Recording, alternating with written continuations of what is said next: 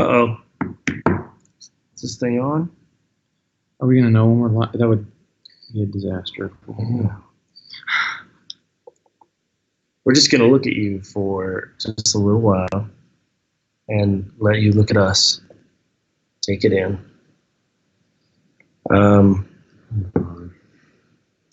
Here we are. I'm Ronnie. That's Brandon. We're playing the Killers. And I guess we're going to be answering some questions, taking some calls. Somehow. How does this work?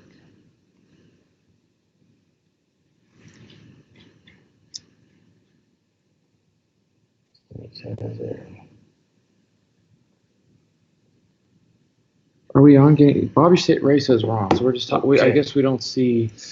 We don't see any, but that's too bad. It's so one-sided. Do you have questions? Yeah. We're going to answer some questions. First of all, we're in Utah, hunkered down, like the rest of civilization. And, our record came out on August 21st, including the Mirage, and we are, it's weird for us because usually we'd be out doing things like playing, and now we've had to pivot and do things like this, which we're not really accustomed to. All right, we got a question. You can only keep one: Perrier, Topo Chico, or LaCroix. Okay, that's easy, but I had a LaCroix last night, a key lime LaCroix. No, it's like bad 7-Up. I know, it tasted artificial, but it was delicious. But, Topo Chico all the way, no question. This is from Brandon Flowers is Bay. Yeah, that's my cover. Any plans to release the acoustic version of Blowback on Spotify? I've heard some.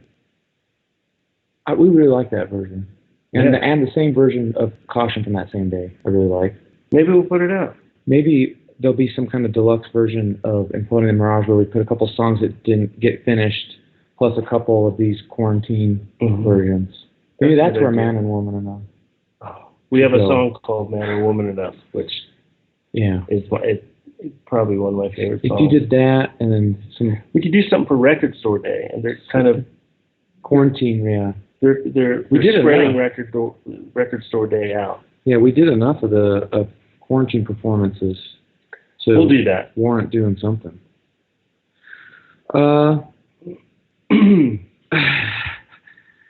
Let's see.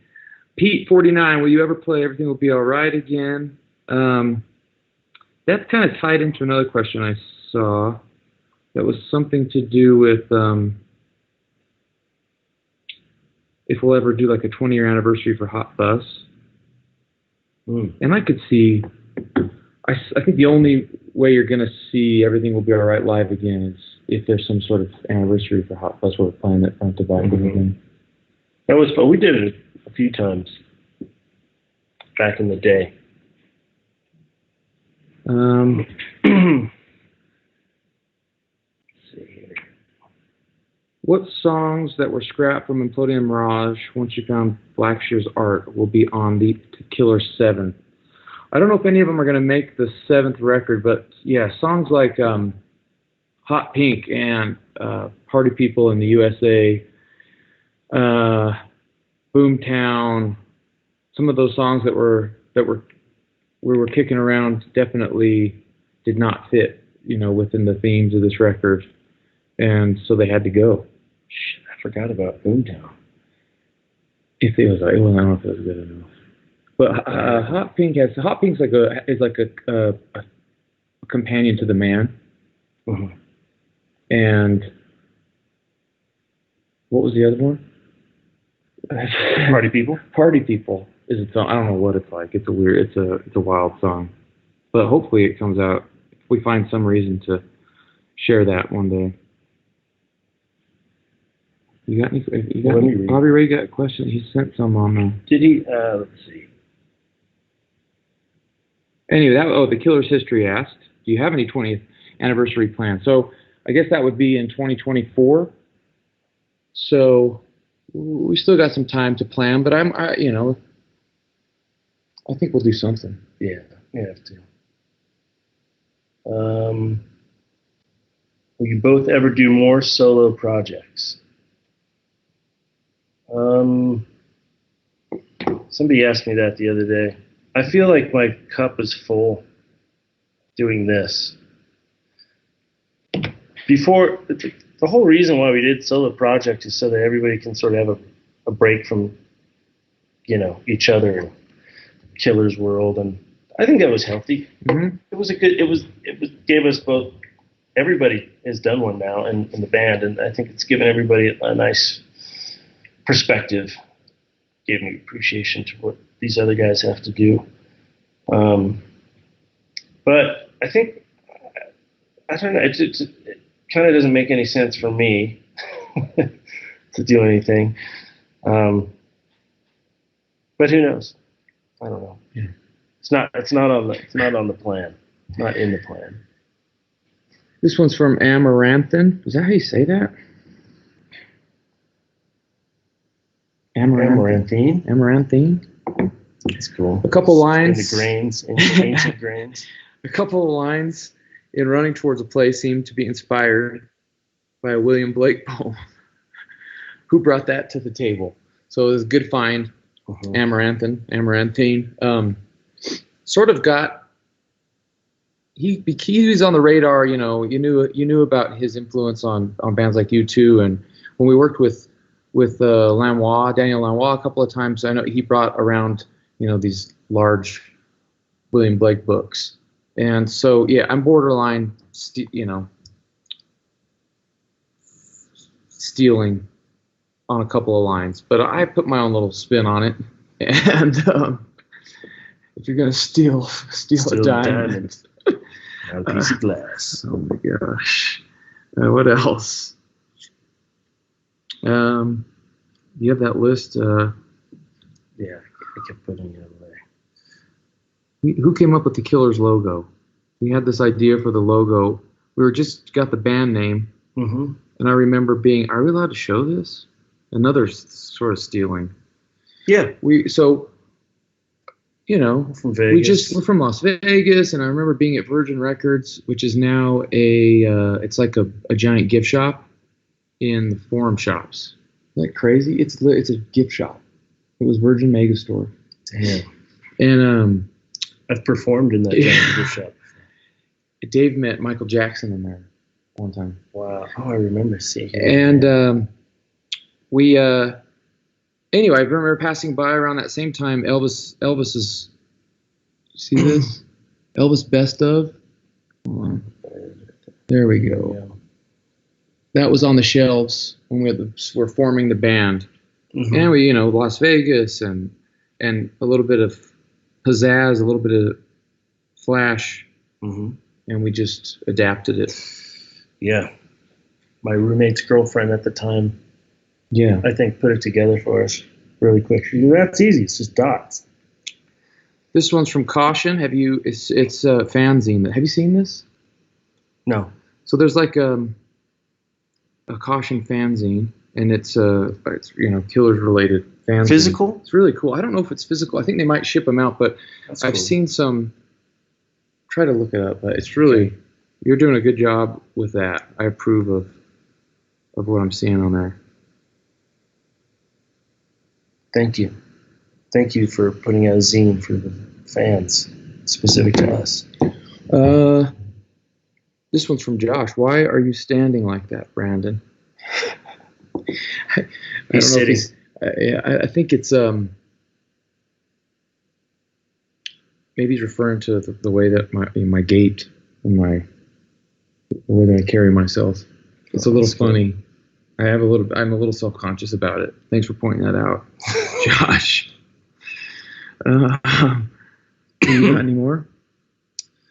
When you think back on recording Imploding Mirage, is there a specific day in the studio that will always be special to you, and what made it that way. Mm-hmm. There were many. The first thing that pops into my mind is the Lindsey Buckingham day. Mm-hmm. And sorry to drop the name, but I guess I was just surprised by um, his willingness to be involved. It was.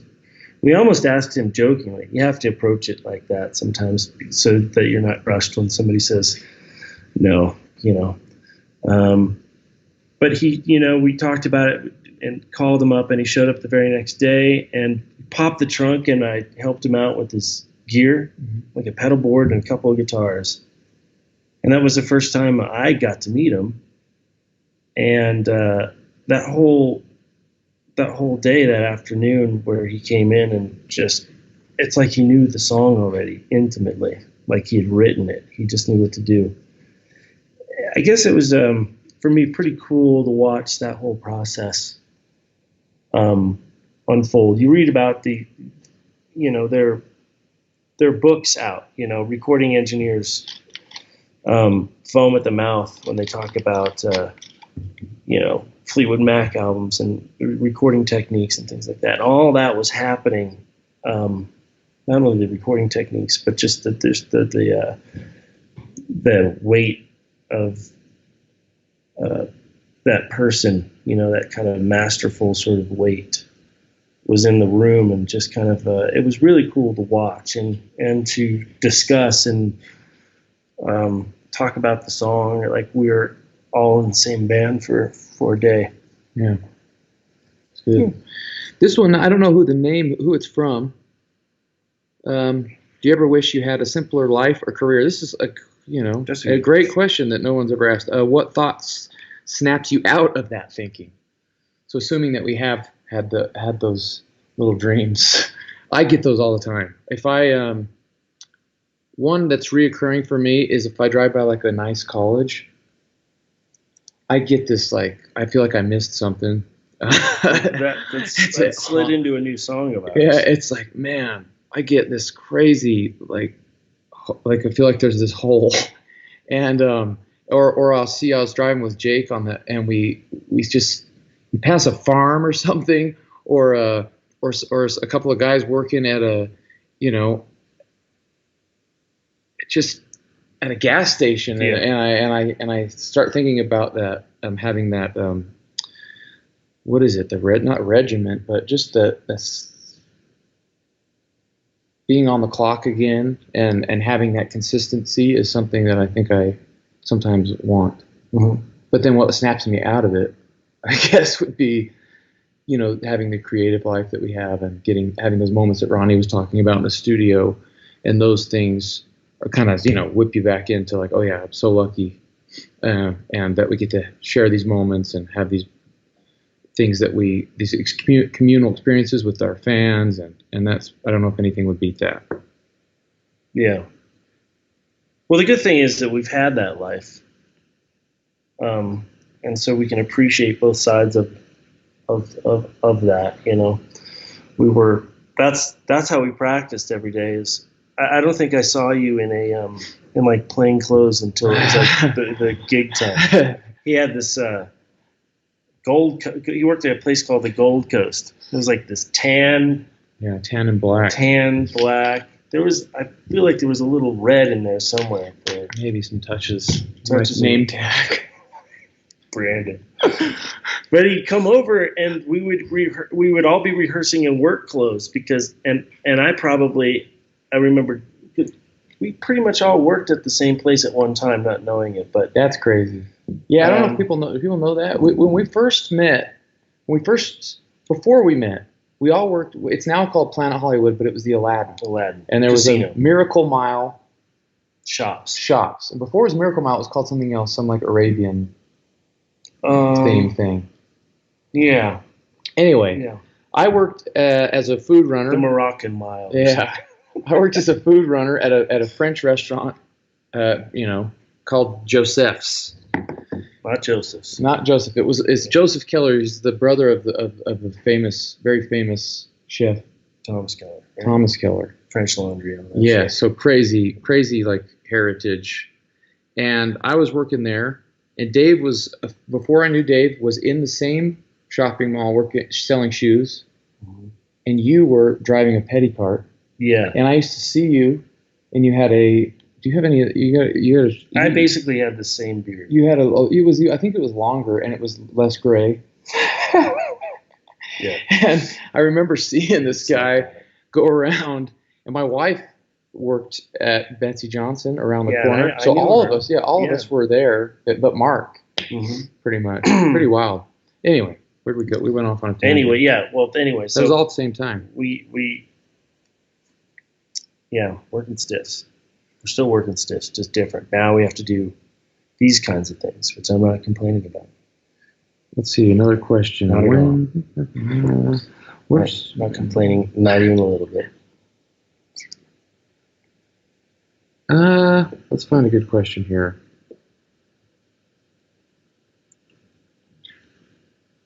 You have to scan these questions. Let's see here.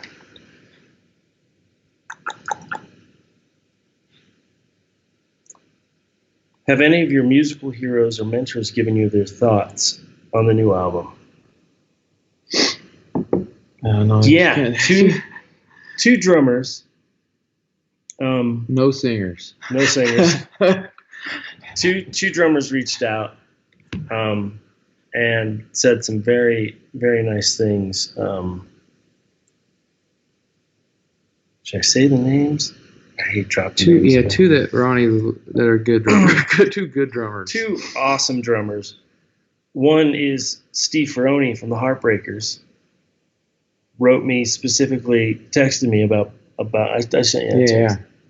And he's got a radio show called The New Guy on Sirius XM. If you guys want to tune into that, it's on Tom Petty Radio.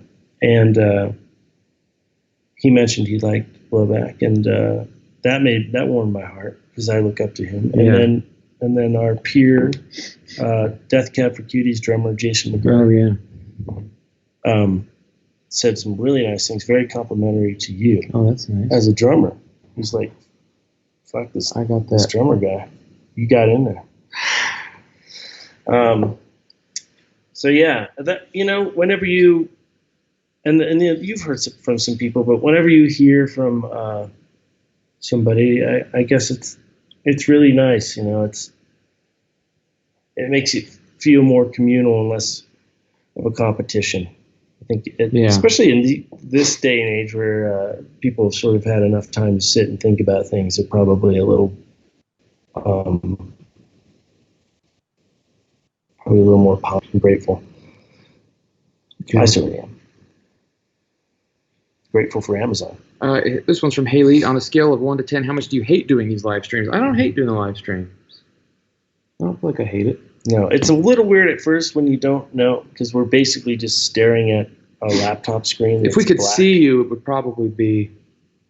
We should put a crowd. That would be nice. I wish we could see you guys. This AILUX. Is that like an Revenge? She is. Alex? So she's obsessed with Alex Revenge. She loves Running Towards a Place. Mm-hmm. She likes the lyrics and the music. This is one that I like to talk about because it's one of those. It reminded me of On Top in a way where I came a little bit later to rehearsal and something was already cooking that I instantly reacted to. And that was the case with On Top, I remember. And that was also with Running Towards a Place where it was like, oh, I know what to do. And Ronnie had started this progression on guitar, and the drums were started by a machine. So it's backwards. So Ronnie's on guitar and Ariel fires up the Lindrum. And the vibe was so cool. And I had these lyrics on my phone. The first opening lines, and it just kind of poured out pretty quickly. Yeah, when you have like some sort of ammunition, when you have thoughts, pockets of thoughts. Was a David Lee Roth calls it Banking. Banking. Oh yeah, Did you? I watched that. David Lee Roth, another hero. I was banking. I had some ideas, and then once, yeah. I think we all were. I think we were kind of going for some sort of feel, and it was that confluence of the banking of ideas that just kind of we all landed on our feet with that one. That one happened pretty fast. I didn't think that was going to go anywhere, but no. And then the line, and you don't realize how much was done the first day, and the line.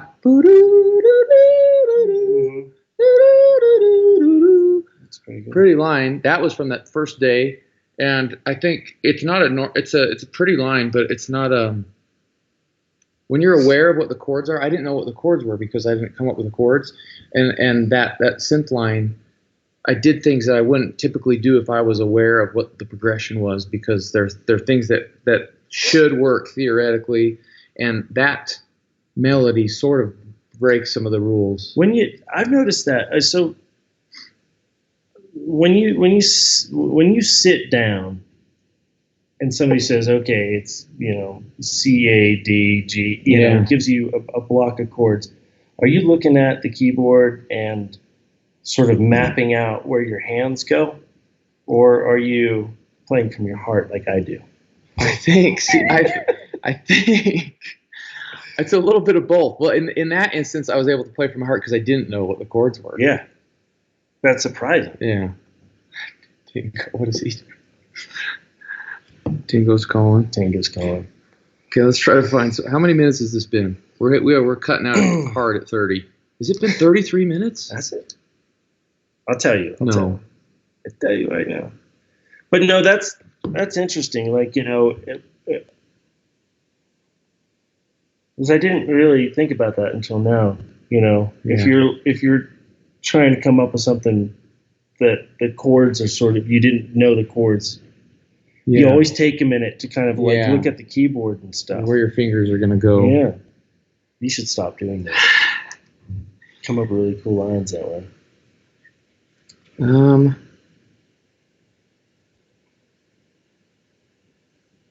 Sorry, maybe we're about done. Let's see. Compliment from Eliza Abassi that me and Tom Chaplin have. We've been the male vocalists of the generation.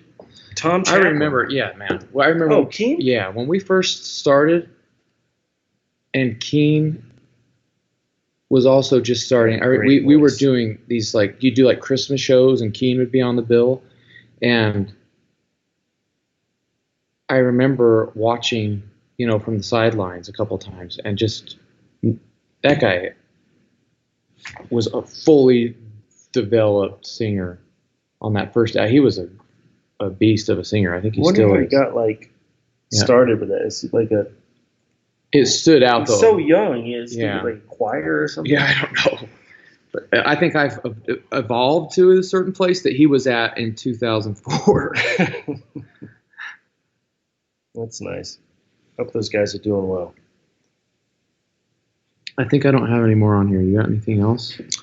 I could look at let's see, our manager sent us a PDF. A little behind the curtain for y'all there. A little peek behind the wizardry of the inner workings of the Killers camp. Oh, here's one. Well, what kind of camera do you use for your photos? Oh, I use a few different cameras. I just got this cool Russian medium format one right here. This is cool. So I have a couple of digital cameras, but this one's cool. I'm kind of giving this one a go. It's from Russia. This is built when the whole lomography thing was first starting.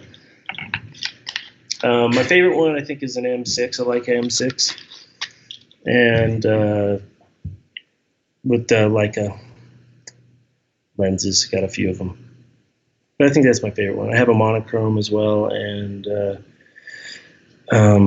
Hasselblad 500 CE, and then I have this. I got a couple of them. I'm really getting into the medium format stuff right now, though. we'll see what happens. I've been thinking about canceling that whole thing. What, the pictures? The picture Why? account. I don't want to be glued to my phone. I find myself looking at garbage. Well, so in case I go dark, I'm just trying to get back to shit that really matters. Will you take pictures on tour? I think you should do like tour. Yeah, probably. That's healthy, I think, because we've been to some of the cities so many times. It's good to go out. You see them a different way when you're carrying a camera. What else?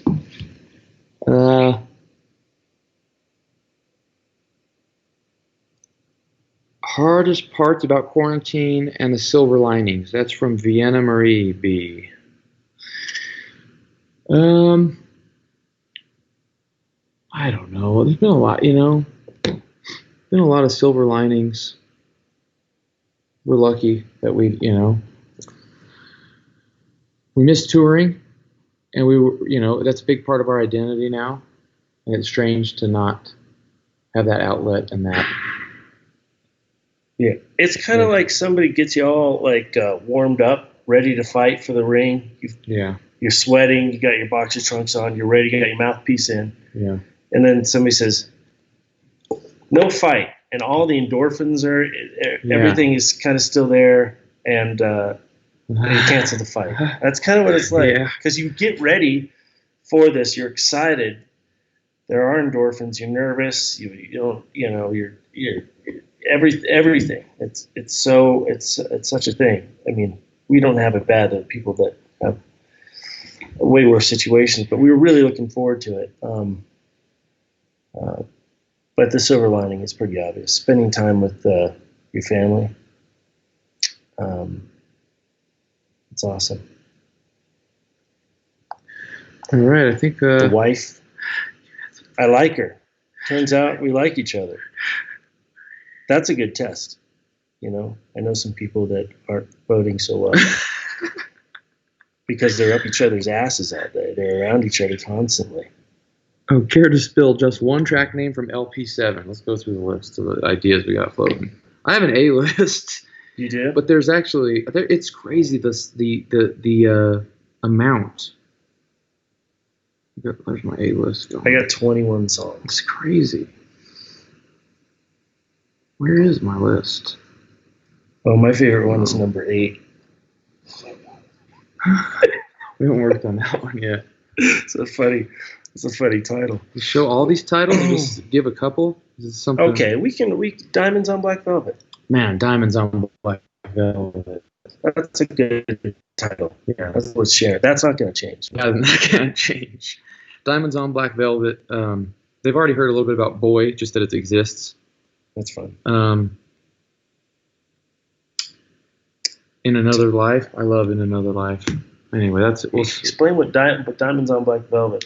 We're not jewelers. Oh, okay. Yeah. Well, I think it's an old term, right? Yeah, an old term for the way the stars may appear like diamonds on black velvet, and I found a nice way to use that, and I really love that song. Yeah, that one's not going to change. So that'll be a title that you will hear eventually. All right. That's all? That's all we're going to do? I guess. One day when we do this again, we should like go like for 6 hours and really overstay our welcome. Yeah, and all drink. We'll do it on Instagram. And get belligerent and say stuff that will cancel me. That's the new thing.